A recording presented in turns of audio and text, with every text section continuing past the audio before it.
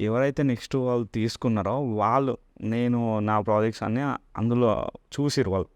యూట్యూబ్‌లో గానీ, వాళ్ళ సిస్టమ్‌లలో చూసి మాట్లాడిర్రు నాతోని. కలిసి మాట్లాడి, "ఏం చేస్తున్నావు? ఏంది?" అని అంటుర్రు. ఇట్లా ఇట్లా ప్రొడ్యూసర్ కోసం వెయిట్ చేస్తున్నా అది ఇది. ఇంకా ప్రొడ్యూసర్ ఏం చెప్పట్లేడు. వెయిటింగ్ ప్రొడ్యూసర్ స్టార్ట్ చేద్దామంటే నెక్స్ట్ వెళ్ళడమే అని అన్నీ చెప్తున్నా. చెప్తూ ఉంటే వాళ్ళేమన్నారంటే వాళ్ళు కూడా మాతో పాటు ఏదైనా వర్క్ చేయి అది ఇది అని అంటే నేను కూడా వాళ్ళతో పాటు ఇంతకుముందు ఎలా స్టూడియోలో వర్క్ సపోర్ట్ చేసేటోనే ఇప్పుడు నేను కూడా మామూలుగా ఏదైనా వర్క్ చేద్దామంటే నేను కూడా వెళ్తున్నా. వాళ్ళు పిలిచారు కాబట్టి నాకు కూడా టైం పాస్ కాబట్టి వెళ్తున్నా. ఇదంతా జరుగుతుంది. ఇటు కెమెరాలో లొల్లి జరుగుతూనే ఉంది. అండ్ ఇది కూడా కామన్గా అవుతుంది. అవుతున్న ప్రాసెస్లో ఏమైందంటే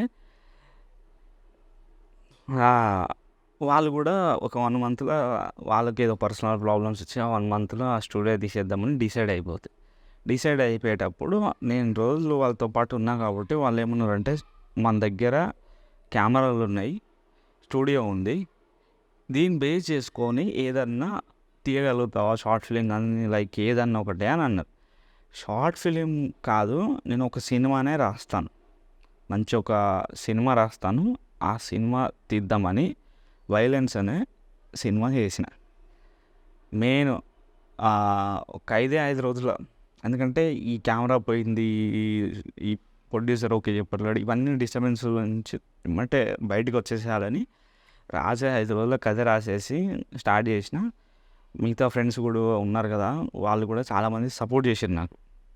ఇవి కెమెరా ఇవన్నీ తీసుకున్నాం, మంచి యాక్షన్ ప్యాక్డ్ ఉంటుంది. యాక్షన్ ప్యాక్డ్తోని వైలెన్స్ అనే ఫిలిం స్టార్ట్ చేసినాక నాకు తెలిసి 12 డేస్లలో షూట్ అయిపోయింది. 12 డేస్లో షూట్ అయిపోయింది, ఎడిటింగ్ అది జరుగుతుంది. 1 మంత్లోకి వీళ్ళు స్టూడియో వెకేట్ చేయాలి కాబట్టి వాళ్ళు వెకేట్ చేసారు. వెకేట్ చేసిన తర్వాత నెక్స్ట్ అంటే ఇంకో 2 డేస్ 3 డేస్ అవుట్డోర్ షూట్ ఉంటుంది, అంటే వేరే లొకేషన్లో ఉండాలి.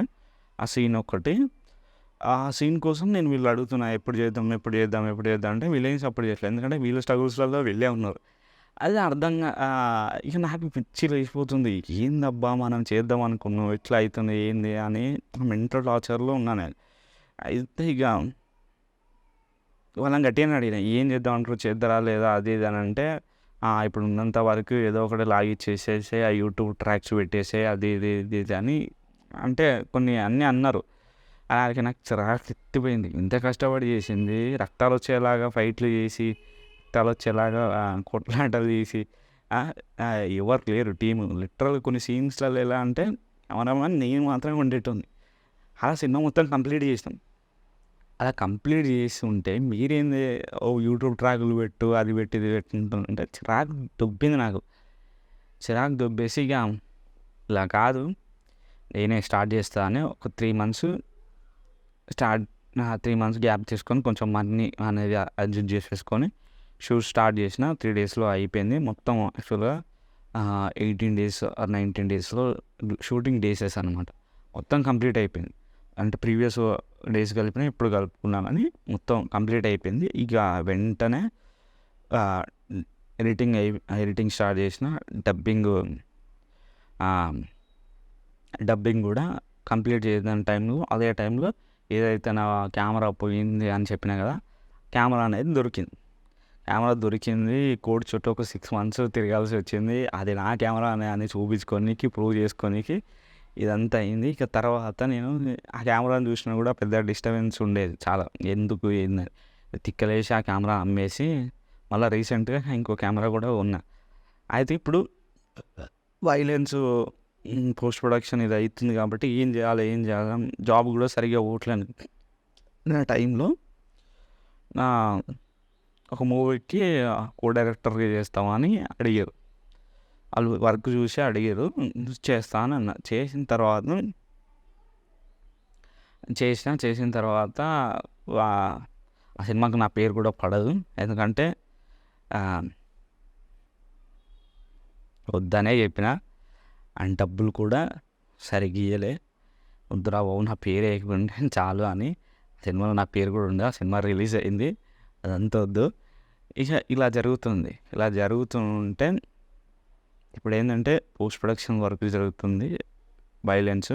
నెక్స్ట్ ఒక 5 స్క్రిప్ట్స్ రెడీగా ఉన్నాయి, పిచ్చింగ్ చేస్తున్నా, ప్రొడ్యూసర్ల దగ్గరికి వెళ్తున్నా. యాక్చువల్గా నేను ఫుల్ పేజ్డ్గా అందరు ఏమంటారు అంటే అప్పటినుంచో ట్రై చేస్తున్నావు కదా, ఇంకా సినిమా తీయవా అని నన్ను ఒకటే దొబ్బుతుంటారు. అడిగినప్పుడల్లా ఫ్రెండ్స్ కానీ వీళ్ళు కలిసినప్పుడల్లా ఇదే అడుగుతుంటారు. వాళ్ళకి తెలియని విషయం ఏంటంటే నేను స్టార్ట్ చేసింది యాక్చువల్గా 2001 నుంచే నేను ఫుల్ పేజ్డ్గా జాబ్ అనేది బంద్ చేసి ఫుల్ పేజ్డ్గా ప్రొడక్షన్లో చుట్టూ తిరగడం కానీ, ఒక ప్రొడ్యూసర్ల చుట్టూ తిరగడం కానీ, కథలు చెప్పడం కానీ స్టార్ట్ చేసిన. అంతకుముందు అంటే ఈ స్ట్రగుల్ నేను నిలబడడానికే సరిపోయింది.